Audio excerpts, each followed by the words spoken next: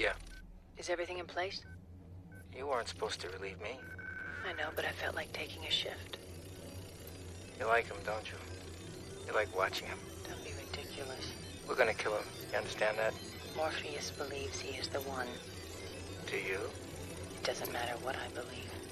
You don't, do you? Did you hear that? Hear what? Are you sure this line is clean? Yeah, of course I'm sure. I better go. You ever have that feeling where you're not sure if you're awake or still dreaming? All the time. It's called mescaline. It's the only way to fly. Hey. Have you ever had a dream, Neo, that you were so sure was real? What if you were unable to wake from that dream? How would you know the difference between the dream world and the real world? I imagine that right now you're feeling a bit like Alice. Tumbling down the rabbit hole? You could say that. I can see it in your eyes. You have the look of a man who accepts what he sees because he is expecting to wake up. Ironically, this is not far from the truth. Do you believe in fate, Neo? No, Why not? because I don't like the idea that I'm not in control of my life. The Matrix is a system, Neo. That system is our enemy. But when you're inside, you look around, what do you see? Businessmen, teachers, lawyers, carpenters. The very minds of the people we are trying to save. But until we do, these people are still a part of that system, and that makes them our enemy. You have to understand, most of these people are not ready to be unplugged. And many of them are so inert, so hopelessly dependent on the system, that they will fight to protect it. Like, how do you wake up from the Matrix when you don't know you're in the Matrix?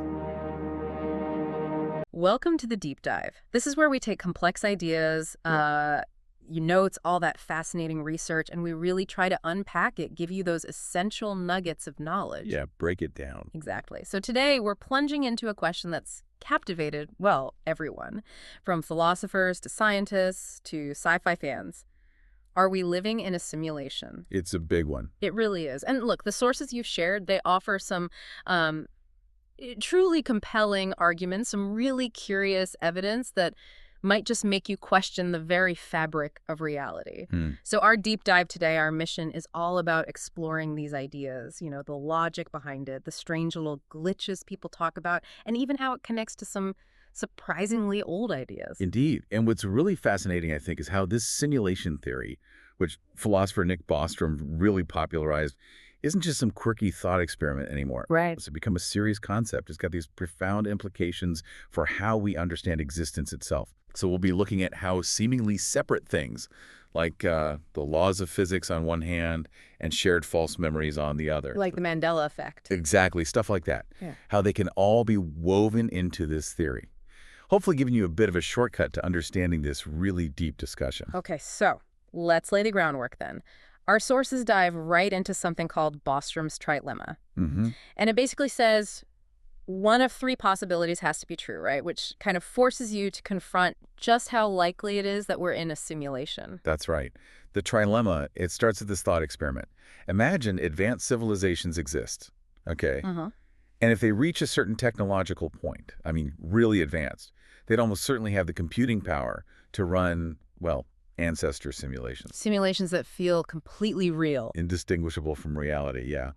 Populated by conscious beings, just like us, perhaps. Okay. So the trilemma says one of these three things must be true.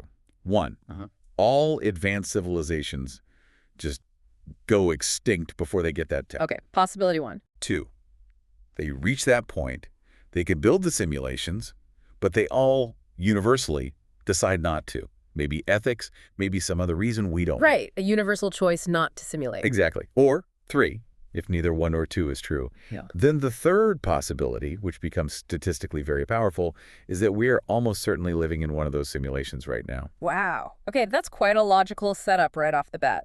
It implies that if you just accept that advanced civilizations could exist and would likely run simulations, then being in base reality, the original one, suddenly looks like a long shot. statistically speaking. Precisely. It really forces you to question our uniqueness. It shifts the burden of proof, in a way. How so? Well, if we don't find evidence of other advanced civilizations out there, or if we can't figure out a compelling reason why all of them would choose not to run simulations, then that third option, the simulation hypothesis, it just gains a lot of statistical weight. Okay, so that's the theoretical foundation. But you mentioned evidence earlier. Your sources say proponents point to actual clues within our reality, something they call cosmic code. Yeah, that's the next step. They're looking at the universe's fundamental structure, almost like a programmer looking at, well, source code. Okay. The thinking is, if this is a simulation, it has to be built on something discrete, like pixels on a screen or bits in a computer's memory. Right, not infinitely divisible. Exactly. And our sources point out that the fundamental laws of physics, things like electromagnetism, gravity, they're incredibly precise. They're mathematically consistent, almost like lines of code. So the laws themselves are the program. That's one interpretation. And the Big Bang. That could be seen as the moment the whole program was, booted up, started running. Huh. And it doesn't stop with just the basic laws, does it? The sources also mention mathematical patterns in nature. Right. That's another layer. Things like the Fibonacci sequence, the golden ratio, you see them everywhere. Galaxy spirals, shells, leaf arrangements. It feels almost, well, sometimes it feels a bit too perfect, doesn't it? That prevalence, that order, it is pretty compelling. It could suggest, a programmed design, a structure underneath everything we see. Like algorithms running the show. Very much like intricate algorithms in a really sophisticated simulation. If the universe were just pure randomness, you might expect more, chaos. Instead, we get this deep mathematical beauty. Exactly. Which, for proponents, points towards simulation.